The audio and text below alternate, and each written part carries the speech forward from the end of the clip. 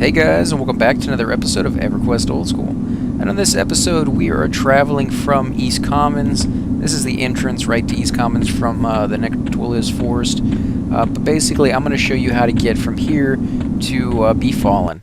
Now, I've actually done a few videos over there, and I realized once I got there, I actually didn't have a way to show you how to get there yet. I hadn't done a video for that. And in this game, or this type of game, traveling around can be just as a big of a deal as actually hunting in a zone and what you need to know about that zone and what to do when you get there and things of that sort. So I figured at least I can go ahead and show you how to get over to Befallen. Now, I am basically running straight ahead from the entrance from the Necro Forest. Now, you can come over from Freeport, or you can come from the tunnel. In fact, I'm going straight for the tunnel right now.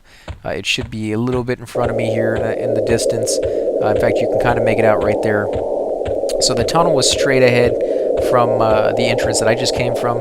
So if you're at the tunnel and you need to get over to like Lava Storm or something, you can just run straight out of that tunnel, and it should lead you pretty close to the entrance. You may have to turn a little bit left, a little bit right to find it once you get to the wall, but you shouldn't have to worry about too many guards or things of that sort. I'm a Dark Elf, and I'm running through to the East Commons, which is, you know, kind of a friendly area. There's lots of guards roaming around in certain places, but if you're careful and you know where to avoid, you should be fine. Now, once you get up here, you can either stay over here and do a little bit of trading, maybe look for a maybe a few buffs. Sometimes you'll get all of that for free. You know, if people are feeling generous, they give you a few buffs without charging you anything for it. Now, when you're ready to set off, you want to go ahead and put the zone wall on your left-hand side and head this way. If you head the other way, you'll head to Freeport. If you put the wall on your right-hand side, you'll head to Freeport, and that's not where we're going right now. So we want to head in this direction. And as far as dangerous creatures to worry about here, not too many. Oh, hold on a second, my mouse is kind of messed up a little bit there. Got stuck down.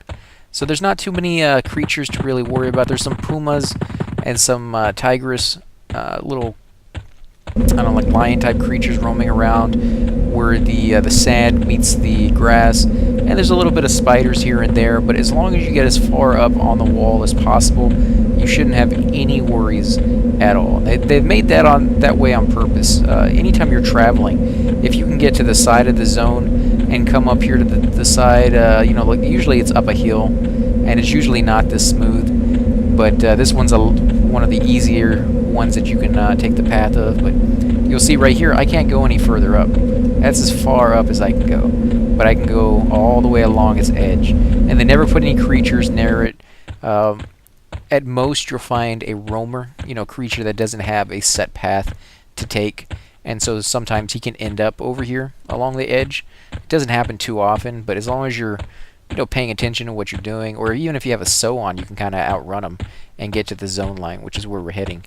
And if you want to know where the zone line is, it's actually coming up there, right between where you see that green hill on the right and the desert hill right there, a little bit to the left of it.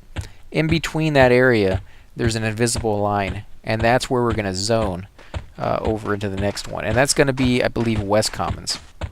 Now, when you get into there, again, you're just going to keep following this left wall, and eventually you're going to see a little entrance. Now, I've been told that there's sometimes a giant that roams around that area, and sometimes a ghoul will also roam around that area. That's pretty high level, so you kind of want to watch out for that as well. But again, in this type of game, no matter where you're going, even if it's a low-level zone or a high-level zone, whatever the case may be, you need to be aware of your surroundings. You need to be watching what you're doing, because when you die in this game, you have to go back and get your corpse. So you got to be aware of where you're at, because say something happens and it's not something that you were predicting. You know, maybe somebody trains 15, 20, 30 creatures in your direction, and when he runs right by you, those creatures decide to each take a hit on you. And of course they kill you in 2 seconds, because one, they're higher level than you, and two, you're overwhelmed with the numbers. But you need to know where you were. You just died. You didn't have any time to hit the LOC button.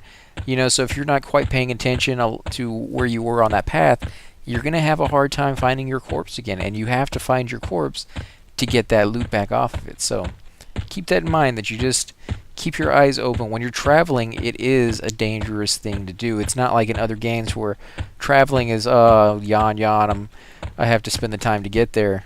So, you know, there's this rattlesnake there, and I need to check to make sure it's not ready to attack. It's apprehensive, so I should be fine running by it. Plus, it's green. But I don't have my pet up, because every time you zone, you lose your pet.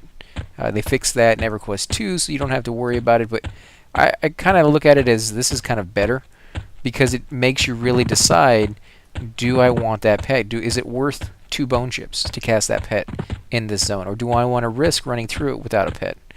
So it's kind of cool in that respect. But you keep going down this way. It's a little bit of a run. It's right over that hill, a little bit in front of us. So I think not this hill, but the next one. And you can see there's somebody else running over here, bind wounds, which is a monk. That's kind of funny. And there it is, right there in the wall. It's really, really easy to miss. If you're coming from out here, you'll see this is the surroundings over here. Little hut right there. I'm not quite sure what's in there. There's another couple of huts out there in the distance. You know, there's a big couple of trees over here. If you're trying to look for a landmark that, you know, if you passed it, you can't find it. But it's right over here in the center of this crevice between these 2 little mountains, tucked away, kind of hidden.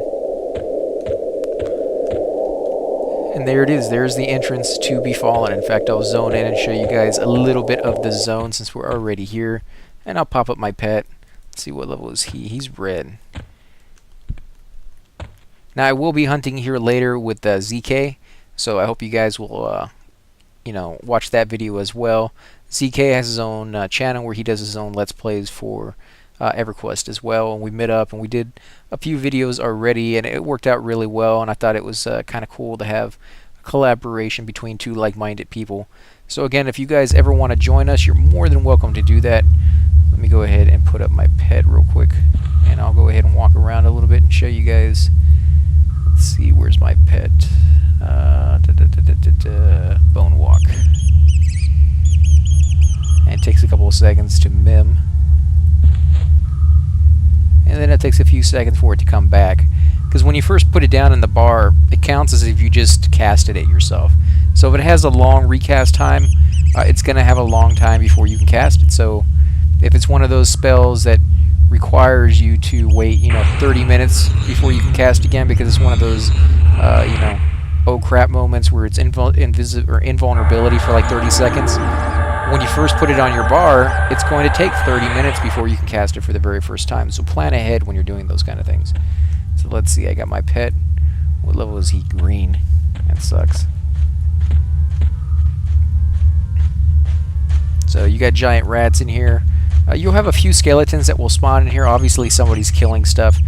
There is, you got to worry about here, by the way, guys, there is a random rotation on what spawns and what spots. So yeah, you'll have a rat over here, I think almost always, but what level rat is that going to be? Well, it could be anywhere from a low level rat to kind of a high level rat.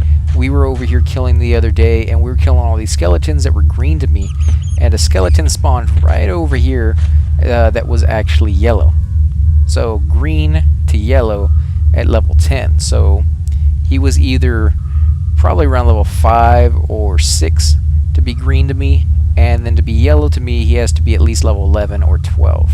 Anything past that he'd be red. Anything lower than that he'd be even or blue, obviously. So that's a pretty big range difference from 5 to like 12. So just keep that in mind, that sometimes the entrance is not always the safest place to be. You just never know what level creatures are going to spawn right over here. Now, if you go through the zone, there's a large skeleton, and he's blue. So let's go ahead and kill him real quick. And I don't have a whole lot of power. I do need a med up. I got aggro. Now, I was going to say, now, if you look at the doors here on the left and here on the right, these first 2 on either side, those will lead you to separate little areas that dead end, and then you can kill in those and camp those areas if you're looking for, you know, a decent amount of experience or something like that with a couple people, or maybe you're planning on soloing a little bit yourself. That's always an option. As we go further in, I'll show you the other 2 doors, but here in a second, one of them is going to be locked. And it's locked because you need a key to get past that door. And you will always need that key to open that door. Unless you're a rogue and you can pick lock, and your skill is high enough, obviously, you can go through it without the key. And there is a place to get the key in this zone, and I'll show you guys where that is. The guy may not be up. It may be his placeholder. You may have to kill him several times to get the key. Or I just saw somebody come out of that door a second ago, so he may have actually just been in there trying to get it himself. And nobody may be up, so it's a good place to get bone chips. Bone chips are great even if you're not a Necro, because you got to keep in mind that they sell for about 10 platinum a stack. So you can come into this room and go down there, and it's a dead end if you go a little further in. There's 2 rooms in there that you can pull from, and you can go down this room again. It's a dead end. There's another 2 rooms that you can pull from. Now if you come down this way, this door right here is completely locked. You can't open it up. No matter how many times you click on it, there's nothing you can do. It requires the key. It doesn't tell you it requires a key, it just does. So if you come down this way, usually you'll find 2 guys here. One will be right here in front of you, right here where I'm standing. The other one will be right around the corner here, and he will aggro when you attack the first one. If you come into this room, which it looks like somebody just killed everything in. Yep, I bet that's where that guy was. And you come over here, you'll find the placeholder, or you'll find the name guy up. And he, the skeleton guy, will have the key for you. Now, obviously, somebody's killed everything in here, so I won't be able to show it to you now, but there's a necromancer with her pet. Now, I'm not sure what this skeleton lord right here around the corner is for, but he's pretty tough. He's red to me at our level, yellow now. He was red the first time, so he does have a level range as well, apparently. But he's really, really tough. With me and the level 6 rogue, we got him down to about 25% before we had to run, and I ended up dying anyways, but he's really, really tough. With 4 of us, we managed to kill him fairly easily. I think we all ended up with like 40% life, and I was completely out of power. My pet was about to die. So with 4 people, one of them was a cleric that was like level 5, and the other one I think was level 4 or something like that. Pretty low people to be in a group with, but we ended up killing him, and he didn't drop anything at all. This time it looks like he has a mace. I don't know if that's a special mace, if it's you know, a pretty cool thing or not. Now he is non-aggro. He's indifferent to you, so you can pull this large skeleton over here and nothing will happen to you whatsoever. These guys over here, again, you got a necromancer with his pet. You actually have another necromancer behind that door with his pet, and then you have the plague rat as well. And those are all ready to attack. Let me go over here real quick. I guess I'll go ahead and do a little walkthrough of the zone for the first level anyway, since I'm already here and showing it to you. So this is how to get to the zone and what to expect on the very first level. Now, if you come down here, you'll have the plague rat over here to the right. You'll also have a little bit more. You usually have another creature over here, but I guess maybe somebody's killed it. I'll let my pet take care of that. Nope. So just one guy up right now, just the plague rat. And as you can see, if you get too close, he will go ahead and attack.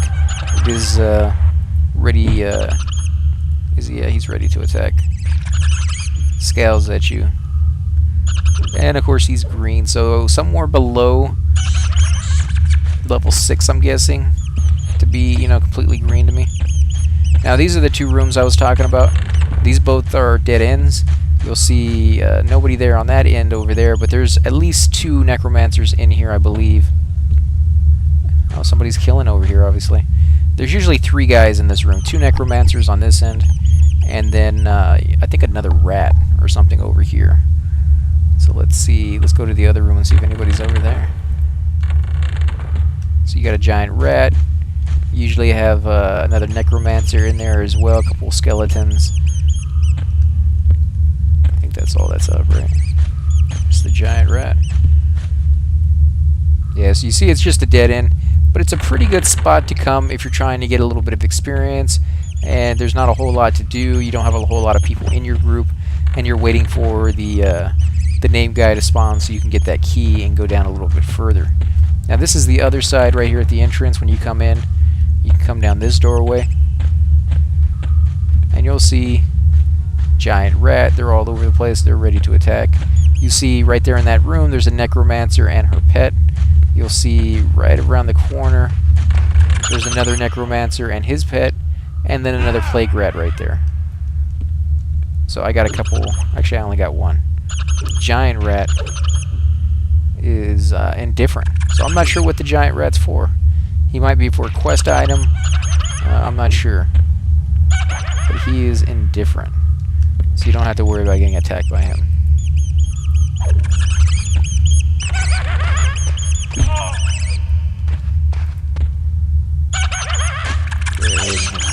He's already dead. So you can come in here, and usually it's only that plague rat, I believe, that was in here. I don't think I've ever seen anybody else. But it's kind of a cool looking room with bookshelves and tables and things of that sort down. So definitely worth checking out. Again, there's not much to the first floor. You know, it's really kind of just letting you get an idea of what to expect a little bit further in. And there's not a whole lot of money to be had in here, unless, of course, you're selling bone chips. But if you are a necro and you need to build up a few bone chips and you like hunting in a zone that has, you know, kind of the undead feel to it, this is a pretty good zone to start with. Now, there is some decent loot that I've already gotten in here, and I'll go ahead and show them to you.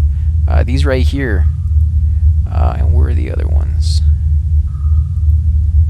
There you go. So it's part of a set. These damask gloves and sleeves, and of course they're not the greatest in the world. I mean, 3AC is just slightly better than cloth. I mean, I think I have cloth sandals, and you'll see cloth is usually like 2 or 1 for the most part. So it's really not a huge improvement, but it is perfect for you because it's made for necros, wizards, mage, and enchanters. You also can only wear them if you're human, erudite, high elf, dark elf, gnomes, iskars, and the sleeves can be worn if you're an ogre and a gnome. Oh no, you could do it with a gnome before too. An ogre and a troll are the different ones there. So keep that in mind. Their sizes are small, but the weight is pretty low to begin with. Again, you're a necromancer. You're not going to be able to wear chain armor or leather.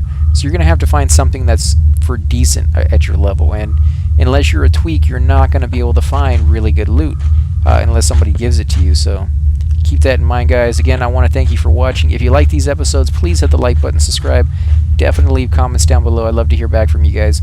And I will make sure to do a continuation video when we go down to the second floor, and so on and so forth, until you guys can see the entire zone. Again, guys, I'll catch you on the next episode.